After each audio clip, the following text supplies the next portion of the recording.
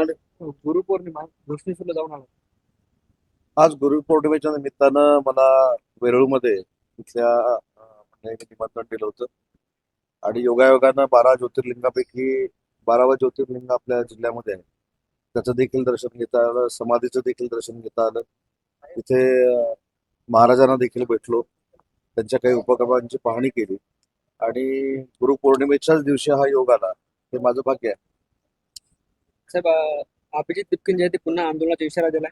पोलिसांकडून विद्यार्थ्यांची छळ आहे, त्यामुळे पुन्हा आंदोलन करू असं दिपके म्हणतात. मी तितकेनी काय म्हटलंय मला म्हणजे माहिती नाही, परंतु एक महत्वाची गोष्ट आहे की जे आंदोलन विद्यार्थ्यांनी केलं आणि त्याचा श्रेय घेण्याचा अनेक लोक जो प्रयत्न करतात ते फार चुकीचं आहे. कारण विद्यार्थ्यांनी ज्या भावनेतनं आंदोलन केलं, नीट बद्दल जी काय पेपरफुटी झाली होती त्या भावनेतनं आंदोलन केलं आणि ह्या आंदोलनामध्ये जे राजकीय काही पुढारी घुसले ते मला असं वाटतं की विद्यार्थ्यांच्या करिअरच्या दृष्टीनं त्यांचा ट्रॅक बदलण्याचं काम करत होते. आणि दिपकेजी जे काय बोललेलं आहे त्याचा विचार नक्की सरकार म्हणून सरकार करेल, केंद्र सरकार करेल. कुठच्याही नाहक विद्यार्थ्याला त्रास होणार नाही ही भूमिका देखील सरकारची असणार आहे. त्याच्यामुळं मला असं वाटतं की सरकार नक्की त्यांचं म्हणणं ऐकून घेईल आणि त्याच्यावर मार्ग काढेल. साहेब, कंगना राणावत यांचे एक वादग्रस्त वक्तव्य समोर आले. त्यांनी झेंजीला गटरछाप तरुण असेल. ते विद्यार्थ्यांचं आंदोलन जे आहे ते विद्यार्थ्यांचं आंदोलन हे थोडं समजून घेतलं पाहिजे. विद्यार्थ्यांनी ज्या पद्धतीनं तिथं भाषा बोलली गेली किंवा नरेंद्र मोदी साहेबांबद्दल बोलली गेली हा एक भाग वेगळा आहे. तर खरं तर पंतप्रधान महोदय हे संविधानात्मक मोठं मोठं पद आहे. परंतु विद्यार्थ्यांची जी भूमिका होती की नीटच्या बाबतीतली की नीटची पेपरफुटी झालेली जी आहे, नीटच्या बाबतीमध्ये ज्यांचा मृत्यू झालेला आहे, तर अशा लोकांना देखील मदत मिळाली पाहिजे. नीटच्या बाबतीमध्ये सुधारणा झाली पाहिजे.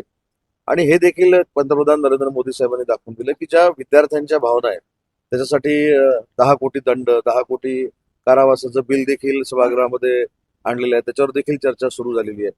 या सगळ्या गोष्टी विद्यार्थ्यांच्या भवितव्यासाठी, भविष्यासाठी करण्याचा निर्णय केंद्र सरकारने घेतलेला आहे. आणि महाराष्ट्र सरकार देखील म्हणजे एक महत्वाची गोष्ट की महाराष्ट्र सरकारनं देखील या बाबतीमध्ये विद्यार्थ्यांच्या ज्या काही अडीअडचणी भविष्यामध्ये निर्माण होऊ शकतात त्याच्यामध्ये देखील सोल्युशन काढण्याचा निर्णय घेतलाय.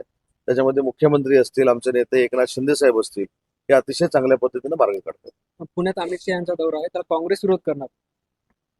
1 तारखेला 1 तारखेला मला जी माहिती आहे ती रोहित टिळक जे आहे त्यांचं जे प्रतिष्ठान आहे त्या प्रतिष्ठानमार्फत अजित डोवाल साहेबांना लोकमान्य टिळक पुरस्कार दिलाय असं मला माहिती आहे. आणि त्या कार्यक्रमाला अमित शहा साहेब येणार आहेत. तो एका स्वतंत्र संस्थेचा कार्यक्रम आहे आणि त्या संस्थेचा कार्यक्रम असताना आणि लोकमान्य टिळकांच्या नावानं असणारा जो पुरस्कार आहे तो द्यायला स्वतः अमित शहा साहेब येत असताना काँग्रेसनं त्याला विरोध करणं किती योग्य आहे हे आत्मचिंतन काँग्रेसनं करणं गरजेचं आहे. मी आपल्याला आठवत असेल एक 4-5 दिवसापूर्वी देखील सांगितलं की विद्यार्थ्यांचं आंदोलन आहे, विद्यार्थ्यांचं आंदोलन आहे, विद्यार्थ्यांच्या मनातल्या त्या भावना आहेत आणि विद्यार्थ्यांचं वाईट व्हावं की विद्यार्थी कुठच्या तरी वेगळ्या ट्रॅकवर जावे तर सरकार म्हणून आमची अजिबात भूमिका नाही. परंतु काँग्रेसनं ज्या पद्धतीनं त्या आंदोलनाचा फायदा घेण्याचा प्रयत्न केला त्याच्यामध्ये हे काय आम्ही विरोधक म्हणून बोलत नाही. जे सोनमजी बसले होते उपोषणाला त्यांच्या धर्मपत्नीने देखील सांगितलं. एवढंच कशाला अरविंद केजरीवाल देखील बोलले की राहुल गांधी ज्यावेळी नरेंद्र मोदी साहेबांच्या घरावर गेले त्यावेळी देखील सांगितलं. त्याच्यामुळे काँग्रेसनं स्वतःचं अस्तित्व टिकवण्यासाठी विद्यार्थ्यांच्या खांद्याचा वापर करू नये ही आमची स्पष्ट पद्धतीची भूमिका आहे. साहेब, आज जरांगे पाटलांनी आंतरवाडी सराटीत बैठक बोलावली. राज्यभरातील मराठा समाज बांधवांना एकत्र केले. पुढच्या आंदोलनाची दिशा ठरण्याची शक्यता आहे.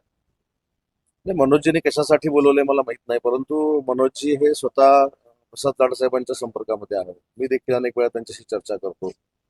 विखे पाटील साहेब देखील चर्चा करतात. त्यामुळे त्यांच्या मनामध्ये काही शंका असतील त्या शंकांचं निरसन आम्ही नक्की करू. पण अशात तुमच्या भेटी कमी झाल्या जरांगे पाटील. आम्ही मध्ये भेटलो ना 8 दिवसापूर्वी. हा. त्यांचे चिरंजीव जेव्हा आजारी होते आणि ते लिलावतीला होते तर मी माझ्या मैत्रिणी पहिला जाणारा मंत्री होतो. त्यांच्यावर तिथं चर्चा 2-2.5 तास केली मी. त्यांच्या मुलाच्या तब्येतीची चौकशी केली. त्याच्यामुळे असं काही नाही माझ्या भेटी कमी झाल्या आहेत किंवा भेटी कमी होणार आहेत. शेवटी राजकीय संबंध, आंदोलनाचे संबंध आणि वैयक्तिक संबंध हे वेगवेगळे असतात आणि माझे आणि त्यांचे वैयक्तिक संबंध देखील आहेत ते राजकारणाच्या पलीकडचे आहेत. तटकरेंनी जे ते 2 दिवसापूर्वी शहांची भेट घेतली होती, काल मोदींची भेट घेतली. राजकीय घडामोडी करतात काय ते? आता ते राष्ट्रवादी काँग्रेस पार्टीचे अजितदादा राष्ट्रवादी काँग्रेस पार्टीचे प्रदेशाध्यक्ष आहेत. त्यांची काही स्वतःची विकास कामं असतील, मतदारसंघातली कामं असतील किंवा राष्ट्रीय अध्यक्ष सुनेत्रा वहिनींनी अमित शहाबरोबर काही पक्षाच्या संदर्भात चर्चा करायला सांगितलेली असेल, त्या माध्यमातून ते भेटले असतील, बोलले असतील. सर कंगना चर्चा सुरू आहे ती म्हणतात की शेतकऱ्यांना त्रास झाला चालेल मात्र उद्योजकांना त्रास होतो का असं तुम्ही कसं बघताय? तर शेतकरी हा बळीराजा जो आहे हा आपला देशाचा राज्याचा कणा आहे, तो आपला अन्नदाता आहे. त्याच्यामुळे सगळ्यात प्रथम काळजी ही आम्ही सगळ्यांनी शेतकऱ्यांची बळीराजाचीच घेतली पाहिजे. आपल्याला एक कायदा सांगतो, ज्यावेळी पाणी टंचाई होते तेव्हा पहिलं पाणी आपण कोणाला द्यायचा निर्णय घेतलाय तो शेतकऱ्याला, म्हणजे माणसाला पाणी द्यायचा हे घेतला. हे पिण्याचं पाणी असेल, शेतीचं पाणी असेल. नंतर दुसरा टप्पा जो आहे तो उद्योगाचा असेल किंवा अन्य ठिकाणचा, हा नंतर येतो. त्याच्यामुळे ज्या अर्थी बळीराजाची काळजी सरकार अतिशय महत्वाच्या नैसर्गिक आपत्तीच्या वेळी घेते, त्याच्यामुळे पहिलं प्राधान्य हे बळीराजालाच आहे, कारण तो आपला अन्नदाता आहे. सर यालाच लागून एक प्रश्न आहे, जे कर्जमाफीची पहिली यादी प्रसिद्ध झाली.